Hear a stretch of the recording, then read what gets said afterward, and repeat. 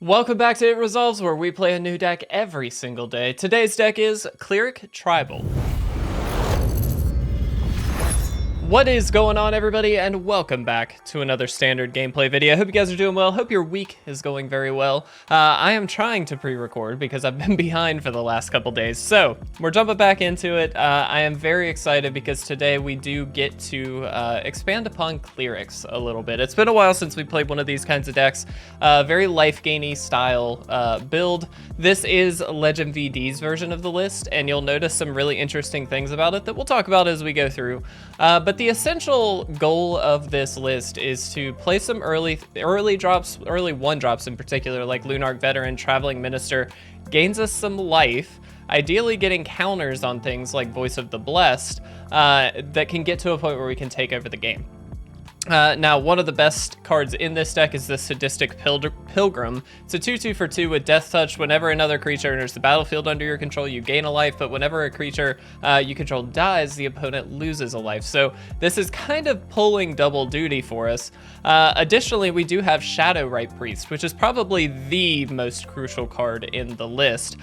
This gives all of your clerics +1/+1, but more importantly, you can pay 5, tap it, sacrifice a cleric, search your library for a black creature card, and put it onto the battlefield. Well, what better creature than Toxrill?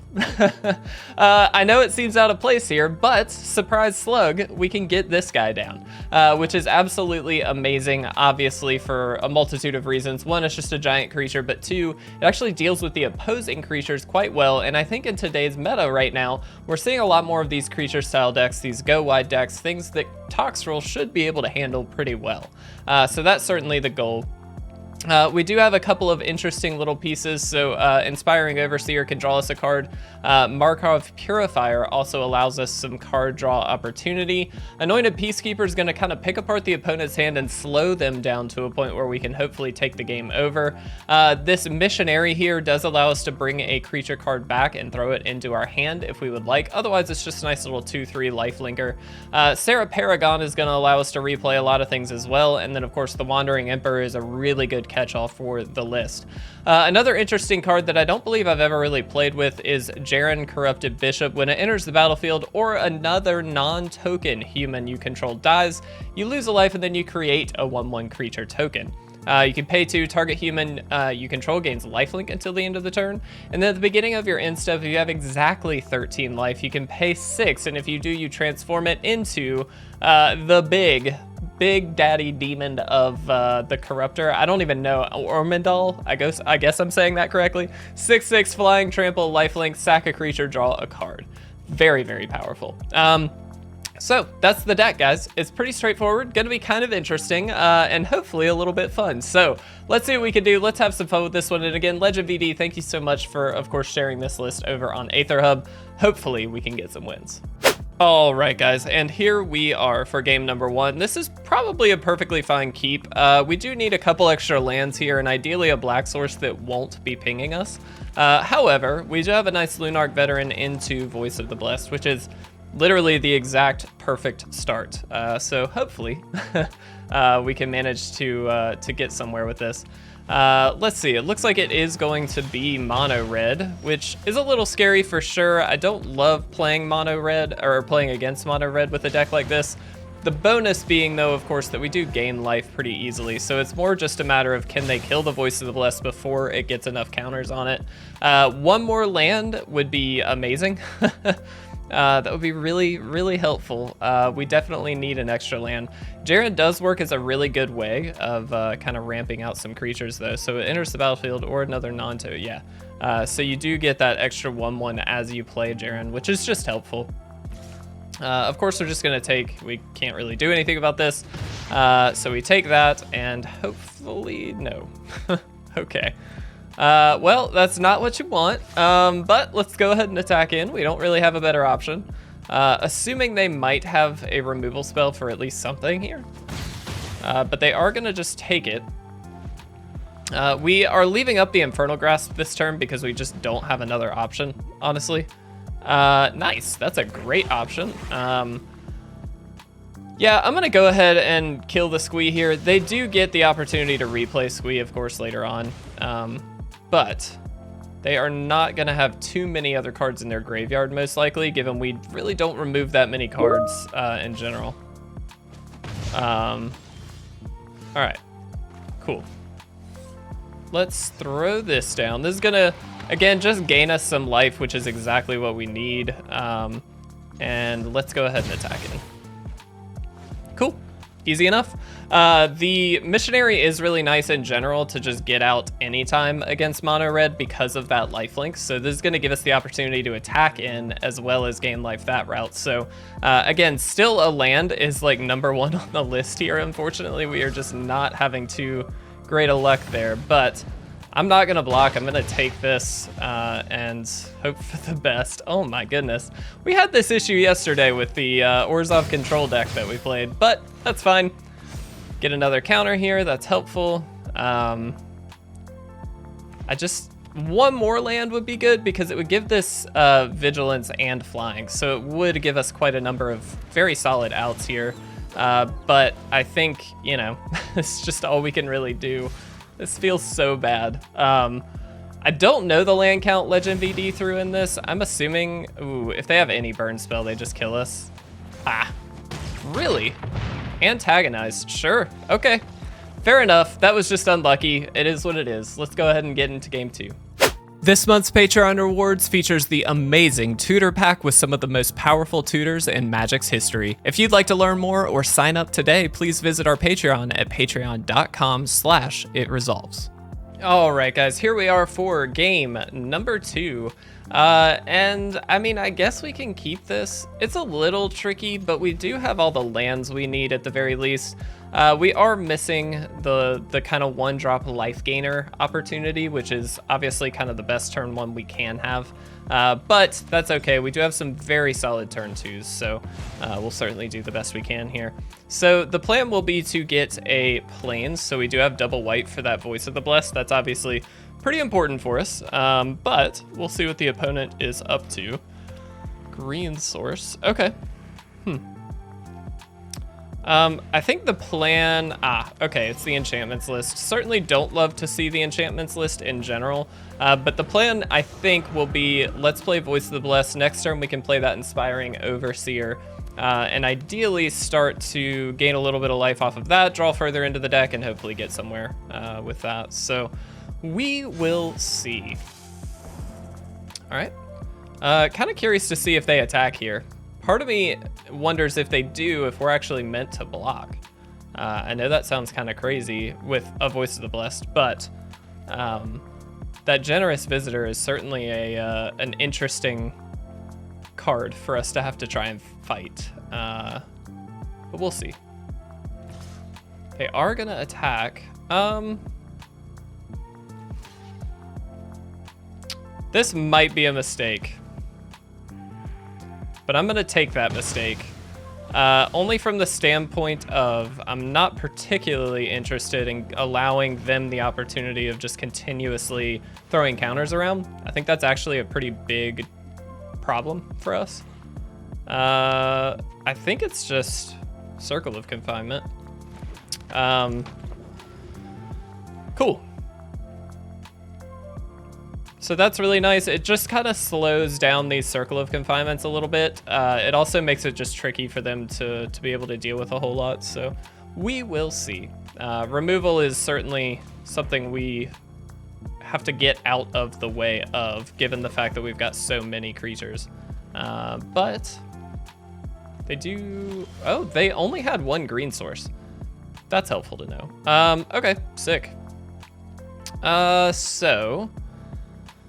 Step 1, I think we definitely just attack in. And we'll see if they actually decide to do anything. Obviously, I doubt it. Cool. Let's Inspiring Overseer here. It's kind of nice to have a flyer, just to be able to poke through some extra damage. It also just draws us further into the deck, and we are looking for lands, right? Like, that's pretty important for us. We'll also need some removal options against like the Jukai Naturalist, as well as these Weavers. And while we do have a single Infernal Grasp, which isn't bad, it's certainly not going to be, you know, as useful. Okay, cool. All right, so that's interesting.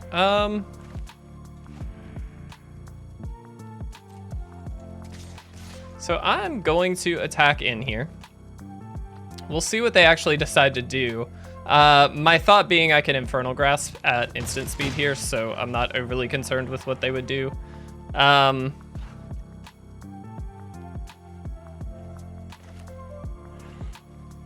And now I think we're gonna go this route.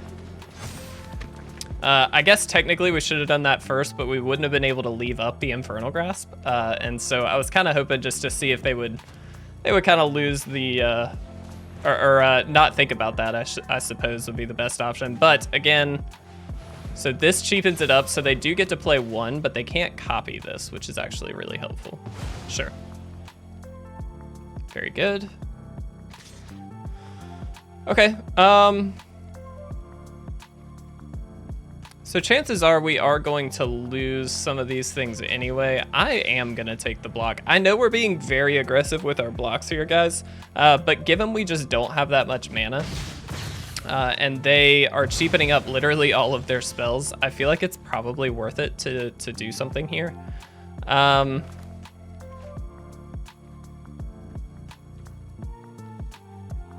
Okay. Not 100% sure what the right call is here. I think we definitely attack. Just go ahead and do that. I'm gonna play this out, make them kind of get these Circle of Confinements out of hand here, and then we can drop these, the Voice of the Blessed and that kind of thing. Again, lands, man. I don't know what it is, but lands are not our friend. We have just not been drawing any. Just terrifying, obviously.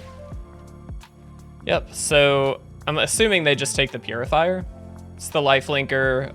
The Overseer is actually worth considering, I think, from the aspect of it is a flyer. So they do kind of have to figure out what to do there. Oh, I guess they get both. That's fair. Fair point, fair point. Okay, cool. That really sucks. And again, we just don't have lands. I don't know what's going on with the lands, guys. This seems to be a problem every time I play, and not every time I play, but the last time we played and this time, which is just terrifying. Like, how? How in the world do we just not have lands? I'm just gonna go ahead and kill that because we don't really, I mean, we've got nothing else to do. I could drop a voice, but I mean, that's just gonna die. This is terrible. And they get to, I'm gonna concede. I'm really annoyed by this, but it is what it is. I'm just gonna let them have it. Let's move into game 3. All right, guys, here we are for game number 3. I did check the land number or the land count in this deck. We technically are at 23, so worth noting that it is slightly lower than you would normally anticipate. That being said, I don't feel like it should be that difficult to get lands. That seems a little silly. But it is what it is. This is a pretty good start, actually. I'm very happy with that. Let's go ahead and name Cleric. I'm gonna throw this out and make sure we activate this, given it is a sorcery speed thing. All right, cool. And we've got 4 lands, so we have a strong opportunity to maybe get somewhere. Worth noting, I'm sure they have removal spells. This is Esper, so I'm sure they can just deal with this Voice of the Blessed, or just the Traveling Minister, kind of either way, but I anticipate them going for the Voice of the Blessed, obviously. Interesting, okay.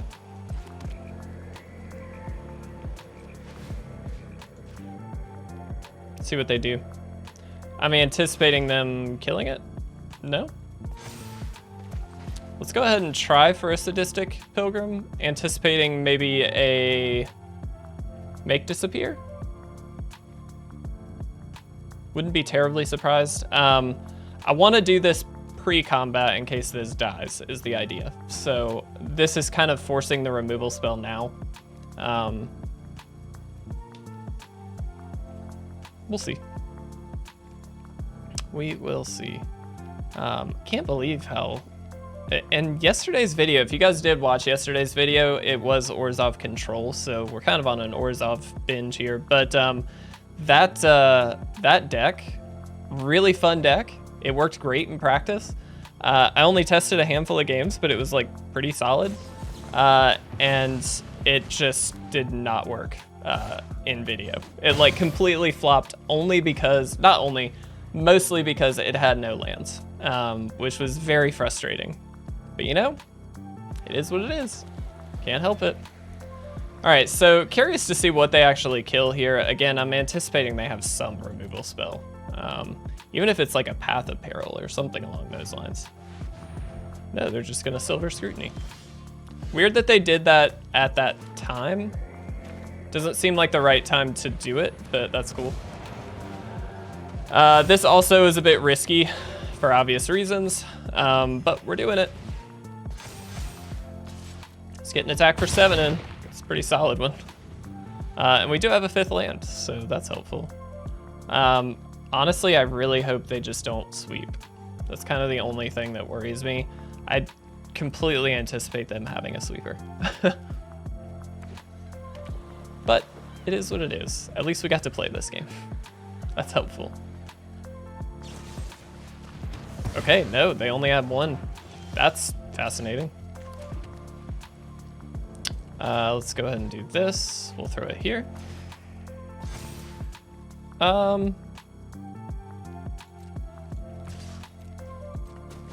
Let's attack in. I think we just leave this up as a way of kind of protecting ourselves. So if they try to kill the Voice of the Blessed as an example, we just go get Toxrill. Okay, sick. We actually got a win. When we get to play the game, we have a chance at winning. All right, let's move into one final game, guys. We got some time. Let's see if we can get another one. All right, guys, here we are for our 4th game. Probably gonna be our last, but this is a relatively strong start. I'm gonna go for the Lunarch Veteran first. A bit of a back and forth. I could kind of see going either way actually there, but I think this is just a more passive way of getting in some damage early on and allowing ourselves that extra counter, so I think that's fine. A little bit worried to see a Haunted Ridge, just from the perspective of they will probably have burn and removal fairly prevalently. This could just be the control list. Yeah, there it is. Okay, don't love that, but again, can't do too much about it. Let's grab, I guess, a Plains, so we've got the double white kind of covered here. We've got the double black already covered, but we definitely have a lot of double white cards in our hand that we are going to want to play without having to ping ourselves, so it seems like a better option.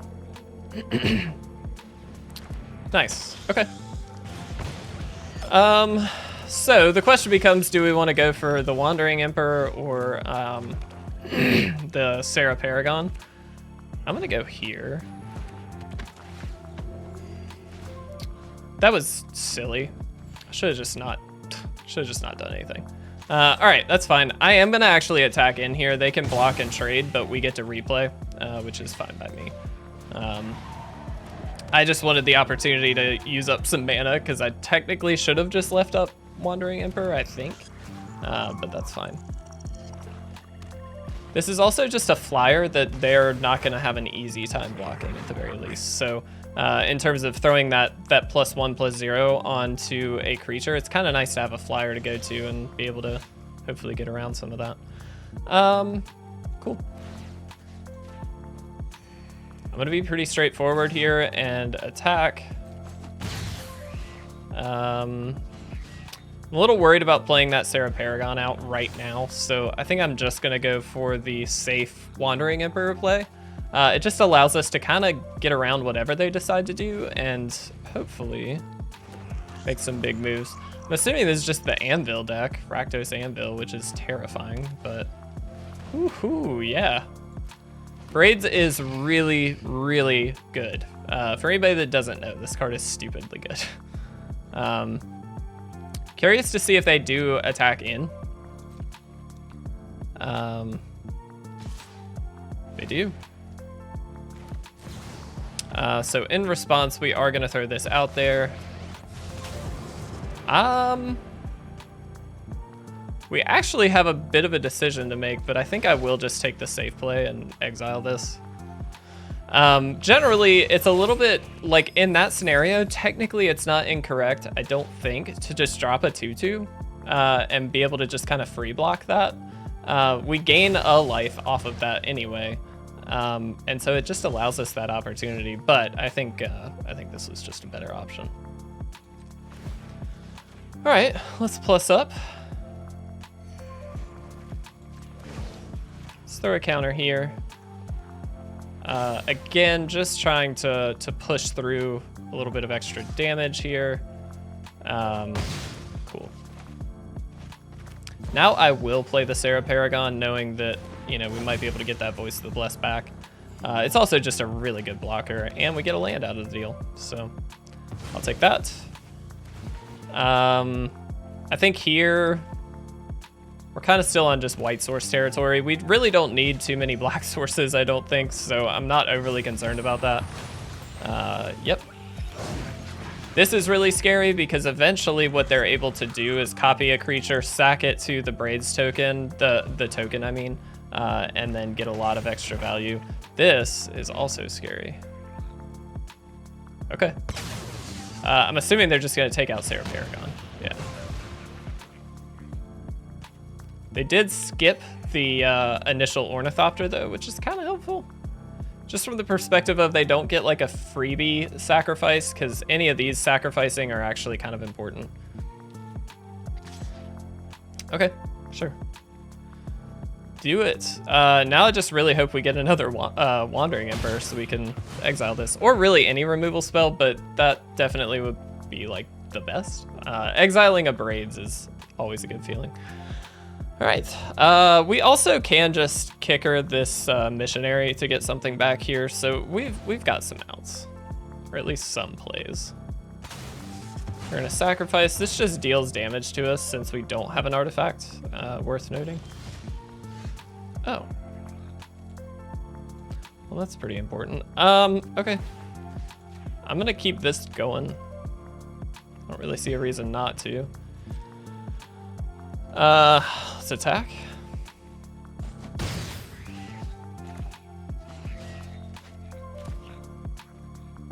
I'm actually gonna go Anointed Peacekeeper, anticipating that this isn't really gonna be all that helpful. Lily. Okay. I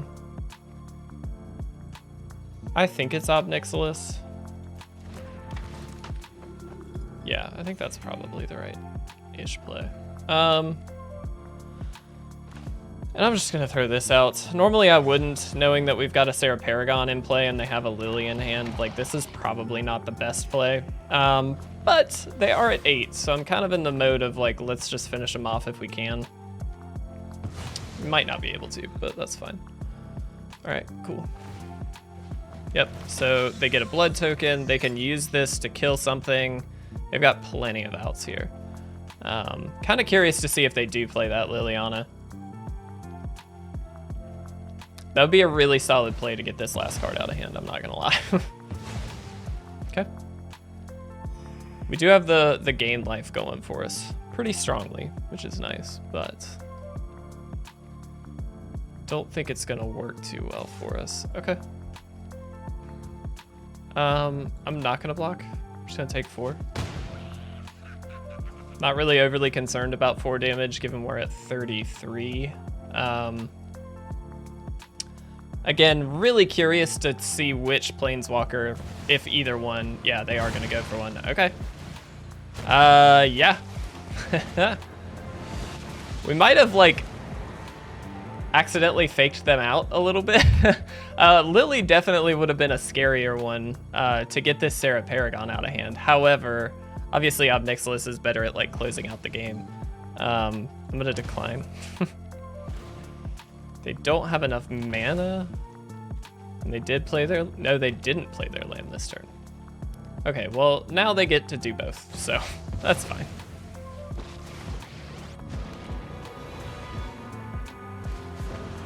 Oh, they're gonna make a sack.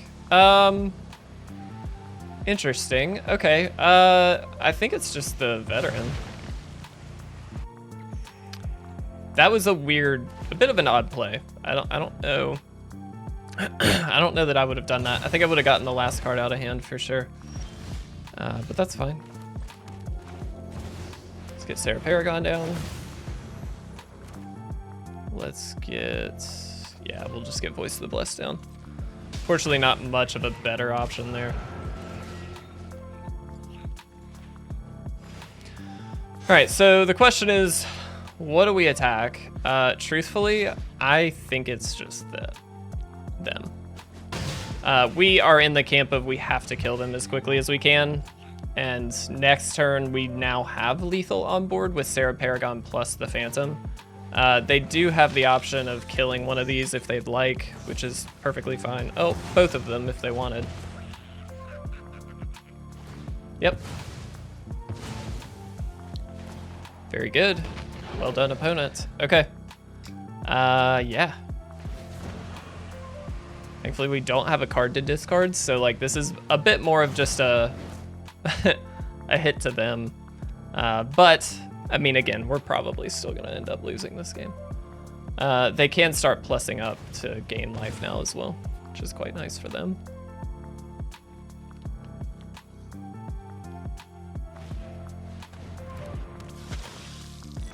Yep. All the blood tokens. They could honestly just go ahead and sack the other harvester to kind of force us to lose that Voice of the Blessed, and then we'd really just be in bad shape. Oh, the missionary? Really? That seems a bit odd, but okay. So they're gonna hit us, I assume, for another couple points and draw a card. They're playing a bit odd, is all I will say. But I guess so are we, so.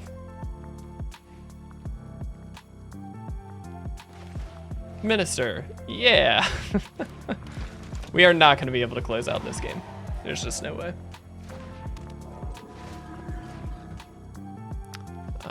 Yep. Does become a 5/4, which is nice. All right, we'll just force the lethal, but I mean, it's not gonna matter. Yep. Kill that, sure. Okay, yep, we are, I think, just gonna die. This has been an interesting game at the very least. They've got, yeah, more than enough to, all right, cool. That's fine. I'm gonna go ahead and concede.